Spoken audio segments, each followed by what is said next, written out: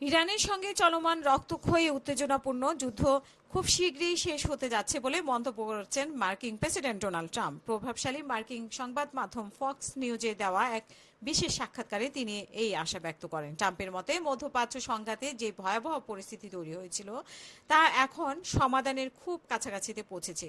সম্প্রচারিত সাক্ষাৎকারে একটি অংশে তাকে অত্যন্ত আত্মবিশ্বাসের সঙ্গে বলতে শোনা যায় যে আমার মনে হয় এই যুদ্ধ এখনই সমাপ্তির খুব কাছাকাছি পৌঁছেছে এবং আমরা একটি চূড়ান্ত সিদ্ধান্তের দিকে এগোচ্ছি। নিজের বক্তব্যের উপরে জোর দিয়ে মার্কিন প্রেসিডেন্ট আরও উল্লেখ করেন যে বর্তমান পরিস্থিতি বিশ্লেষণ করলে দেখা যায় যে সংঘাতটি এখন একদম শেষ হওয়ার ধারপ্রান্তে অবস্থান করছে। ট্রাম্পের এই মন্তব্য এমন এক সময়ে এলো যখন ইসলামাবাদে দ্বিতীয় দফায় শান্তি আলোচনার প্রস্তুতি চলছে এবং ওয়াশিংটন থেকে তেহরানের উপর কঠোর অর্থনৈতিক ও নৌ অবরোধ আরোপ করা হয়েছে। বিশ্লেষকদের মনে করছেন যে মার্কিন প্রেসিডেন্টের এই ইতিবাচক বার্তা মূলত আলোচনার টেবিলে ইরানকে বিশেষ কোনো চুক্তিতে আসতে রাজি করানোর একটি কৌশল হতে পারে বলে মনে করেন।